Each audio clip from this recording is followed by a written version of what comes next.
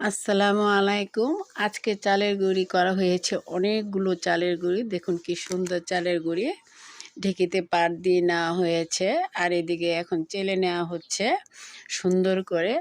বেশ অনেক, অনেক চালের গুঁড়ি যে বড়, বড় করে আমার শাশুড়ি মা চিতই পিঠা বানায়। যে শাশুড়ি মা সুন্দর করে বড় একটি বলের মধ্যে নিয়ে নিয়েছে চালের গুঁড়িগুলো সুন্দর করে আস্তে, আস্তে সময় নিয়ে সেটা করতেছে।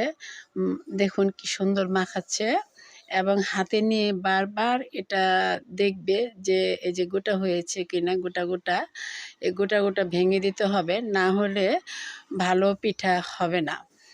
এই যে দেখুন কি সুন্দর মা বারবার, একবার নয় বারবার এটা হালকা গরম পানি এবং কিছু লবণ দিয়ে এটাকে গুলে নিতে হয়। আর এটা গৌলা যত সুন্দর হবে তত বেশি সুন্দর অনেক সুন্দর হবে এবং মার হাতে পিঠা অনেক সুন্দর। এই যে দেখুন এদিকে ২০ কেজি দুধ ৪টি পাতিলে ভাগ করে জাল করে নেওয়া হয়েছে এবং মা এসে দেখুন এই যে খেজুরের গুড়, সিরাজগঞ্জের বিখ্যাত খেজুরের ঝোলা গুড়, এই যে মা বের করতেছে এবং বের করা খুবই কঠিন, অনেক শক্ত শীতের কারণে মা এটা আস্তে আস্তে বের করে নিচ্ছে। এই যে দেখুন, আর এই গুড়গুলোই দুধের মধ্যে দিয়ে প্রসেস করে নিবে। এখন মামা চলে আসছে, মামাও বাকিটা বের করে নিচ্ছে। আমার মামা শ্বশুর, মামি, শাশুড়ি এরা সবাই ভালো যে আমরা আসলেই এরা চলে আসে, সবাই একত্রে হাতাহাতি করে সব কিছু করে দেয়।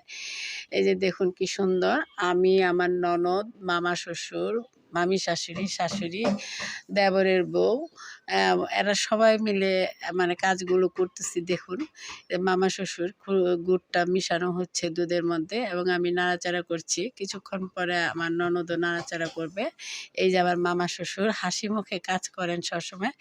এখন একটু লবণ হয়েছে কিনা সেটা একটু দেখবে, বা মিষ্টিটা ঠিকভাবে হয়েছে কিনা। ওই পাশে চুলাতে আমার মামি শাশুড়ি খোলার ভিতরে চিতই পিঠা ভাজছে, সেটা ছোট ছোট ডিজাইন করা এবং পাশে একটি পাতিলে গুড় সহকারে মিশানো আছে দুধ, ওইটার ভিতরে ঢালছে। এই যে দেখুন মামি শাশুড়ি কি সুন্দর করে বসাচ্ছে। এদিকে আমার শাশুড়ি মা দেখুন গুল গুল করে চিতই পিঠা অনেক বড়, যেটা বলার শেষ থাকে না।